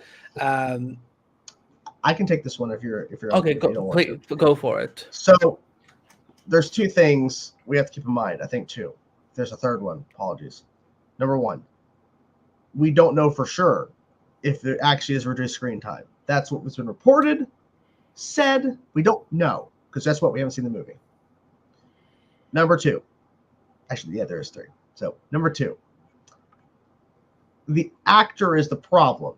It's not Mara. The actor is the social media issue. It's not Mara. Number three, to your point about disrespect for the characters, key part of Aquaman lore. Yes, we're talking about a movie. We're not talking comics. This is an adaptation. Yeah. They don't have to follow to a T the lore. If it's to be believed, this movie is going to introduce Aquaman's child. If it's to be believed. If that's the case, cutting her completely out is going to be hard to do. Yeah. But we've also heard there's another character in this movie that's a female that they're introducing. Don't know if that's true or not, but if that's the case, I think it was announced before this whole mess came out with the trial and everything. We'll have to wait and see because we don't know for sure. And they're still doing reshoots right now for the movie. Literally, just Momoa posted they were doing reshoots. So we don't know what's happening. But I think this premiere will be in the third one, but I'm pretty sure they will recast. Yeah. And and then Mira will get more of a role. If it's to be believed, they're reducing the role because of the actor. It's not because of the character. They don't care about the character. They care about the character. But it's the fact that now the actor, unfortunately, is in not a good place right now. And there's a lot of people that don't like her. So, yeah. But with that said, sing away. Q&A. Ask us questions or we'll fucking leave. So we'll do Q&A for a little bit, guys, but we want to let you guys know now, because you guys have been waiting patiently, we are doing a giveaway. This photo here, it's a signed Stephen Amell photo, Oliver Queen himself. Unlike the last giveaway, all you have to do is like the stream and comment your favorite Arrow moment. Now we're in the Q&A. You guys can openly just comment your favorite moment of Arrow. Make sure you like the stream. We want to get as many likes as possible, but you have to be in the United States only, okay? If you're out of the United States, apologies, you cannot be included. But like the stream, comment your favorite Arrow moment. We'll obviously see that, and we'll run the giveaway in a few minutes or so. But make sure you like and comment. So and a huge thanks to Canagrass for thank you, Canada, sponsoring this giveaway. We will update the video description with a link to his website, of course, and we can follow on social. Yes. Let's. What are people asking us? I'm adding Hero's Journey to the list because he has commented his favorite moment, which is when Oliver leaves the Diggle car in the first episode, that was good. That was like when he's in the back and then he completely bails. That's funny. Let's see. Let's go back to the top here. Make sure you guys comment your arrow moments. Let's see. So, On the super chat too. oh, thank you. If we get a scene between Luke, Anakin, so not Anakin, but why not? Anakin's dead. But not in Ahsoka. Mm-hmm. The Ahsoka show takes place after Anakin's death, after Return of the Jedi. Oh, okay, never mind then. But we can see Anakin's ghost, so that's possible. So we could do that. I thought this was supposed to be after after Clone Wars season 7. Okay. The implication is that it's after it's in the timeline of Return of the Jedi and all that. Oh, thank you, Connor. Did you know that Cartoon Network is merging with Warner Bros. Animation? I'm not surprised. Because I'm pretty sure we're gonna be merging soon with someone at Warner Brothers too. we're gonna be merging. Thank you. Endless CW. Yes, thank you, Miata, for your favorite arrow moment. Appreciate it. Adding you. We have a couple people on here, guys. Comment your favorite arrow moments. Like the stream for that giveaway for that photo. And Amazing Web had your back. Thank you so much for being here, Amazing Web Head. Hey yo. Amazing Web Head, get in on this freaking giveaway, man. Give your favorite moment. Triple X. Thank you, Triple X. I saw a lot of people commenting. I saw someone, even though I haven't seen Peacemaker, the Harcourt or something, she was in the mix. Like she was in the movie. I thought that was a very cool coat. Yeah, and also too, someone pointed out, who do you think was also in those? Yeah. Oh my god. Like, a lot of people. A lot. All the actors of the shows from the studio that got canceled this year. You think that's all of them? Like there's like a close up in a deleted scene of just like all of the shows. That's funny.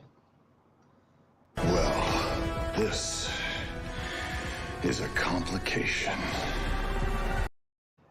You think Black Flash is in there? Nah. Marcus, I knew you were going to get in on this. I mean, trust me, you want this photo, guys. Casanima Review says, imagine a Hawkman and Hawkgirl series centered around their cosmic cycle of death and reincarnation, and each episode is set in a different time period. Ooh, nice. That's kind of almost that's like a semi-anthology series / serialized series. I kind of like this idea. Was it true that they were going to get a Hawkgirl in this movie, or was that not true? Yeah, that was true. Okay. Dwayne even open about it, but he was like, you know. Okay, so do you think we're going to get a JSA movie, or I know you said series? Do you think we're going to get the JSA as a movie or a series, or do you think we're going to see them pop up in another movie somewhere, like with someone else's movie? I think we'll have a solo project definitely for JSA. I think that's absolutely in the cards, and I think that will introduce more characters definitely. Oh, that's fucked up, Triple X. Oh, my God. Suit me up, Uncle Alfred. Fucking shit. She says, wow. This is the darkest comment of the whole stream. Okay, I got a question. I don't know the age of the actor who plays Hawkman. Aldous, hold on. How old is he? Let's see. He's 36. I don't think Leslie Grace is in her 30s. I don't know.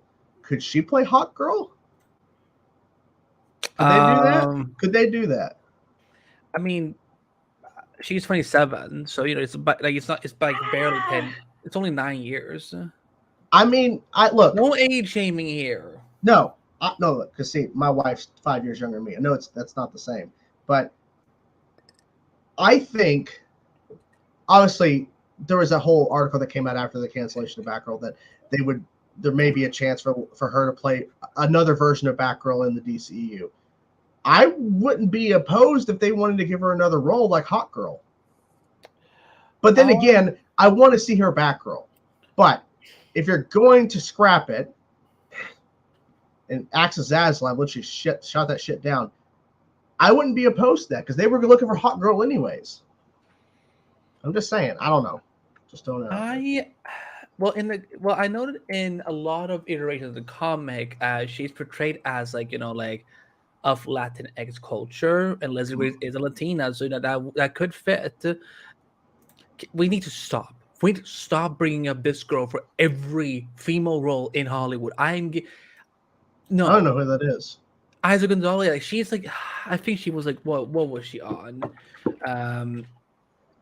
She was on, she was in Baby Driver, Bloodshot. She was in From Dusk Till Dawn, the TV series, so on. Gotcha. But like, this girl gets brought up like almost every female superhero that's coming up these fall. Like, they were saying that she was rumored for Satana, which like that was never true. So we just need to. It's the clip we play. That's his favorite moment. I think that you leave a trail of bodies every damn place that you go. I hope his favorite moment is actually Steven's face after it's like.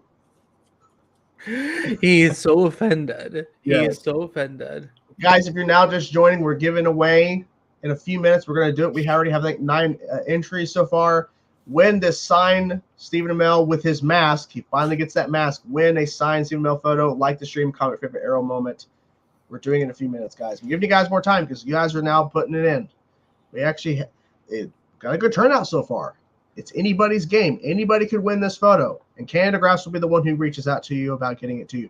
You better be from the United States. If you're not, then we're going to have to figure something out. But you have to be from the United States. That's his stipulation, not mine. Even though I wouldn't have that stipulation because of cost to ship. But yes. Felicity Panther, you're already in. I can't add you in again. Screaming at the door. Exactly. I you know what? This movie, even though it didn't completely win me over, it has me more excited for the DCEU because this was fun. Like this was like, and Rock has been saying this several times. Like Rock has been saying, listen to the hierarchy fans. of power, the DC universe. Well, that too, but he's like his whole point. We listen to the fans. That's why the fans he should be the president of DC Films. The fans asked for Black Adam to be brutal. He gave him. He's very brutal, and then he gave us Superman. He gave us Henry Cavill. He fought for 6 years with the old regime. He kept telling them no, and then he finally got the yes, and then they got it done. I mean, Bye, Walter Hamada. I mean, for the longest time, Henry Cavill didn't want anything to do with Warner Bros. because they kept pushing him away, saying, "Nope, we're done with you." And so now The Rock has to help that process along to get him back into the fold. So that's crazy. Apex, okay. Arrow Oliver versus Slade. That's a great moment as well. It's a great moment. What was it? Okay. I just want to put it on the record that I still stand by my tweet about Walter Hamada from earlier this week. I know I got a lot of hate. Oh, yeah, someone asked about you getting called out, but yeah. Well, I mean, I don't, I'm allowed to have an opinion, and there's evidence that he was problematic. An opinion. An opinion, yeah, like and I got death threats over it. The only opinion you can have is hashtag Go woke, go broke. It's the only opinion you can have. Everything else. No, this is my opinion. That means you haven't known the triumphs and defeats, the epic highs and lows of high school football. But you will. Oh, goddamn opinion. Mercenary. My favorite hero moment was the Oliver. I wanted to, and I liked it. Mercenary, I'm adding you. We have now with Mercenary, we have 11 entries. Guys, get on this. You want this? Trust me. So how are we gonna decide the winner? Are we gonna do the spinning wheelie thing? I got the wheel. I got 11 entrants. The wheel is filling up. We got 11 people in that wheel. Okay. I'm putting them in anybody's game. The hell is a debate? Never heard of it. Yeah. Exactly. Well, Apex, it wasn't just on Twitter because on Instagram I started getting death because of what I. Oh really? Did you post it on Instagram, or people just went over to Instagram? I mean, because they know I've turned off I don't have my DMs open on Twitter, so I think they just look up my Instagram and then just decide to just send me nasty stuff. Have you seen A-List Productions posting of Superman Solar.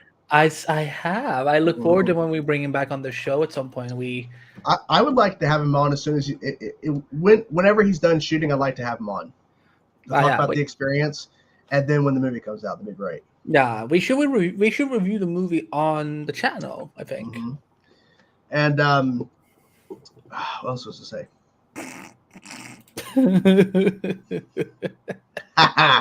Not even the CW would want. Oh yeah. So, real briefly, Titan season 4. So, I like how they just showed Deathstroke in the trailer. I just love how I think it's a fake out. I think it's supposed to be an illusion. It's an illusion. It's not actually him. But I like how they could have easily saved that, but they're using it for marketing, trying to get people to watch it. But I get it. I get it because, hey, this is 4 seasons in. People really like Deathstroke. They like that actor. I think he was great as Slade. They should have gave him more to do, but I liked him, and especially the costume and everything. So yeah, you show him. You show him in the marketing, because hey, we know something of Slade is coming up. Because the character's not. I mean, is he dead? I don't know. I don't think he's. I think he is. He's coming back from the dead at some point. But the actor, he's gotten a little bit of hot water with the political stuff and so on. So I don't know if he will ever get to come back. I can show you later at some point. We would love to do this. It's Canada. Canada's the one who would have to do it. I don't know. Obviously, this is way far off, but me and Andy have discussed that we plan on doing a big Flash celebration stream when the show is done. So there's that. And here's the thing, too. They keep saying, so we're getting a part 1 and we're getting a break, right? We're getting a part 2 of season 4 of Titans. Because I keep saying that it's part 1. And I feel like part 1 is more Mother Mayhem and Lex and establishing Brother Blood, and part 2 is probably all Brother Blood. That's my guess. I could see that. I could see that. Because the trailer was heavily pushing Mother Mayhem with Lex, and then a little bit of just because I feel like if you get Joseph Morgan, you don't hold him off if you're going to split it into 2 parts. You don't hold him off to the second half. You introduce him before he turns. But Mother Mayhem, I think it kind of makes sense. You bring Mother Mayhem. She's already established villain. You have Lex Luthor. Of course, we've been waiting for Lex Luthor. Mm-hmm. So it makes sense that the first half is Mother Mayhem because, of course, the poster is Mother Mayhem centric. And the way they like the marketing. And then, of course, the clips they released from New York Comic Con, Mother Mayhem clip and a Lex Luthor clip. And then they did that little teaser, Brother Blood, but literally it's like, that's second half. So when the second trailer for the second half comes up, all Brother Blood, let's see. I felt like the first 3 episodes of season 3 were great, and then it did teeter off a bit. But yeah. How do you get the giveaways? Honestly, well, the first giveaway we did is because I got a second copy by accident from the screeners from Warner Brothers, so we gave that movie away. But it's because Canada reached out to a bunch of content creators for the Arrow's 10th anniversary and wanted to do a giveaway. So yeah. But yeah, guys, if you're now joining, I'm probably going to run it at 10:50. So that's 6 more minutes. Like the stream and comment your favorite moment of Arrow. We're giving away this signed photo of Stephen Amell.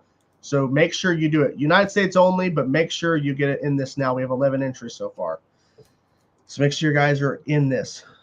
Obviously, the ticker's been telling you this whole time what to do. Oh my What? God. Ew, no. That's funny. I mean, yeah, go have fun and go pick it up in my bathroom, in my toilet, because it's flushed down. I remember when he FaceTimed me and I opened the FaceTime call, and he's holding the razor, and he's like, I forget what else you had in your hand, but you had the razor and something else. And you're like, yeah. Can we do it at 11? I mean, we're probably gonna start wrapping up at 11. I want to do the giveaway. He wants to celebrate his final hour in his 20s. In peace. I'm turning 30 tomorrow. That's why I have a level 30 unlocked shirt. Yes, and it's gonna be weird because literally I'll probably be editing on my birthday tomorrow because I haven't edited the Batman for tomorrow. You're gonna There's that. edit on the day when you're leveling up. Wow, you have seriously leveled up.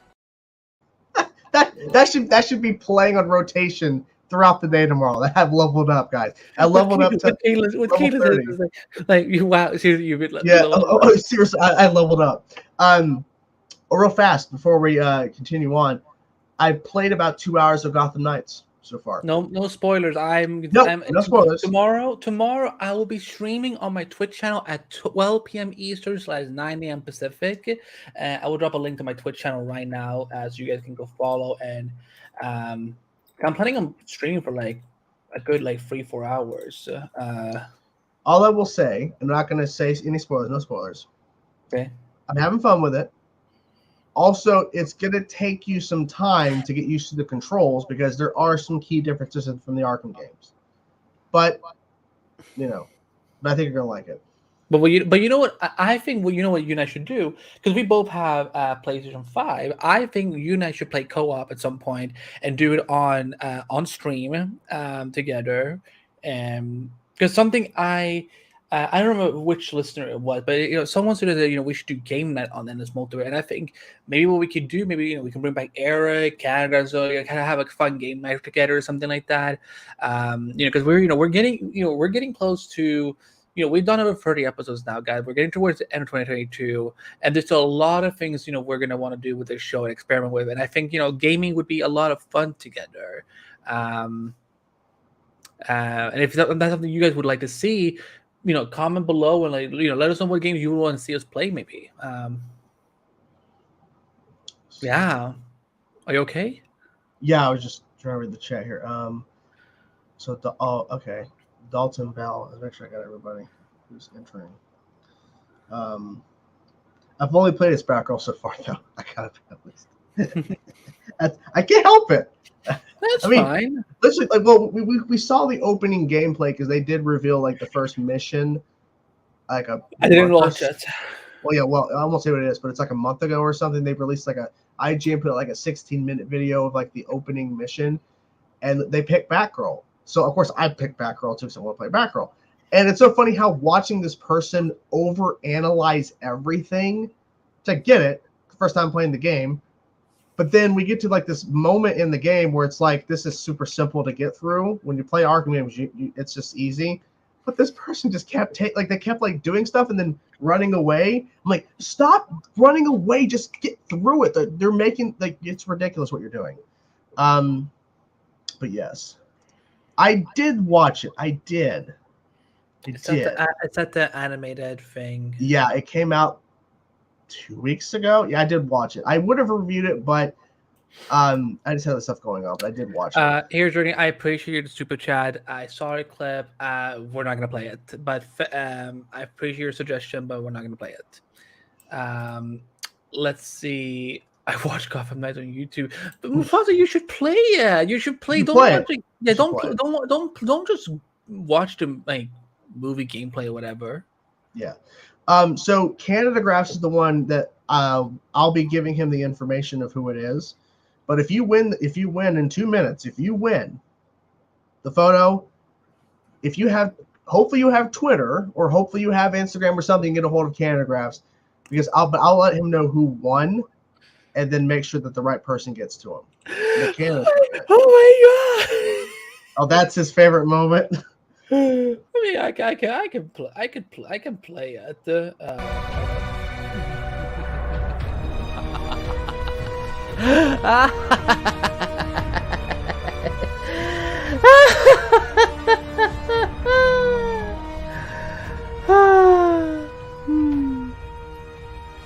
Well.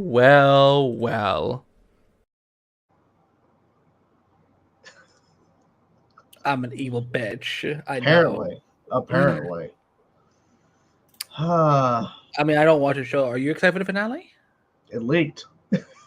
No, are you kidding me? It leaked today.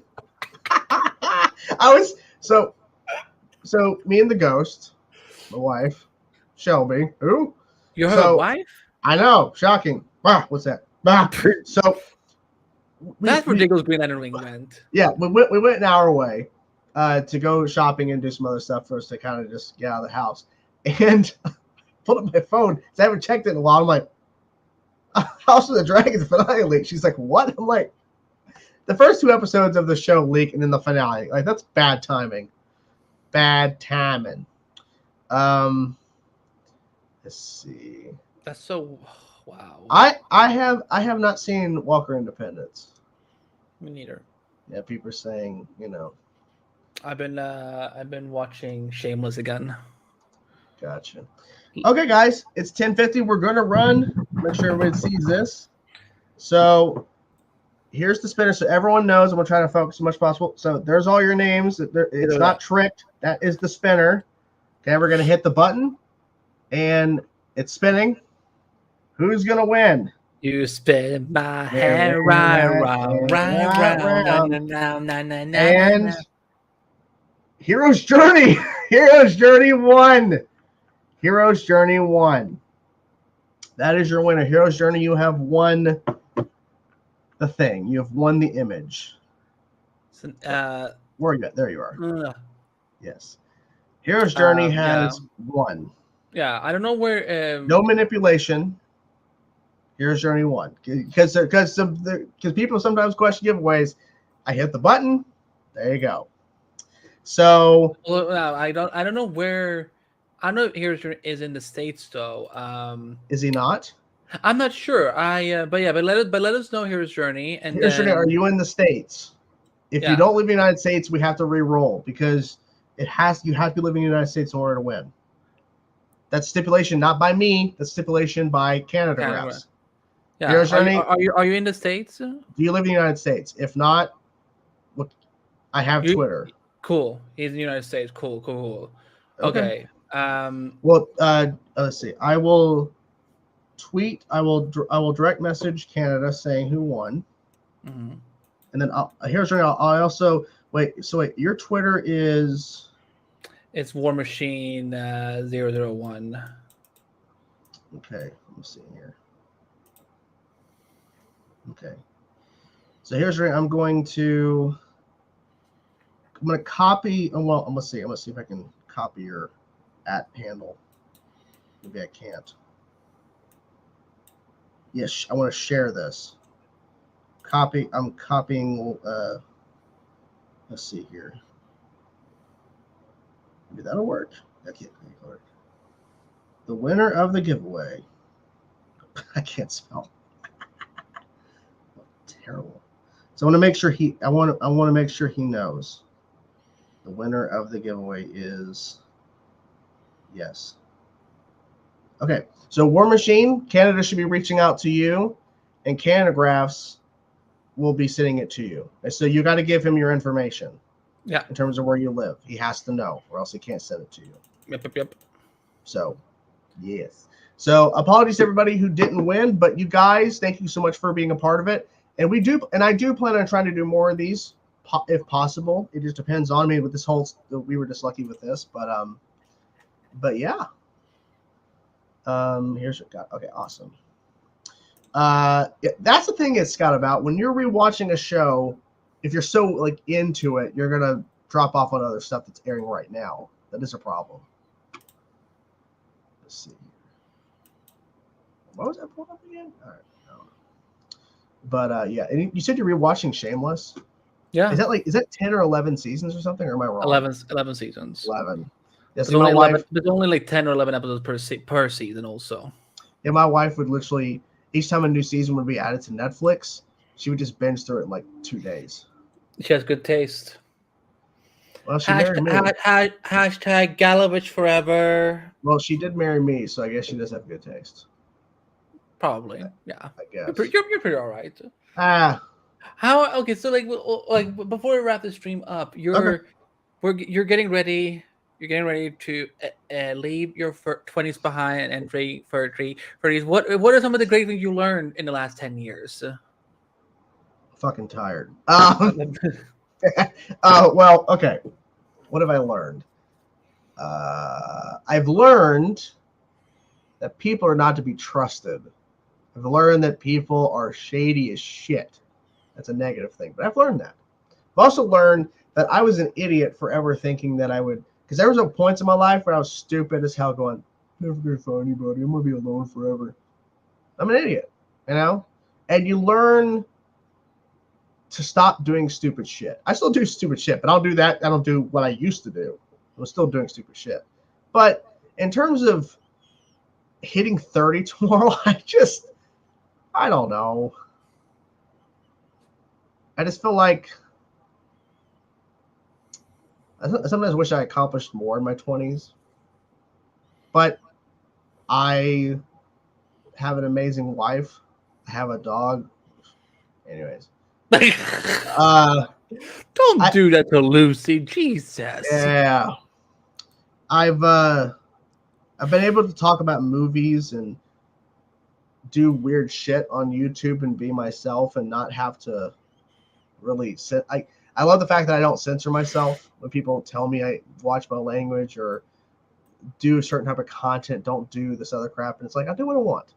And I also am in a place to where I have like a certain type of access to get screeners for places and watch stuff early so I can talk about it. And like, I feel like if my channel wasn't at that point, I wouldn't be able to do those kind of things to where, and I've been able to interview people. I interviewed Ozric Chow after Crisis. Like, that was crazy. To talk to someone from Crisis, and then to talk with the voice actor of Iron Man from Avengers Earth's Mightiest Heroes. Because of my love of watching the show, I was able to use that to kind of help get an interview with an actor from the show.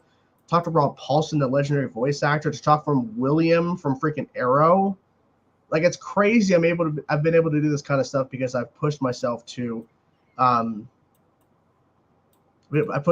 keep making content, to get myself out there.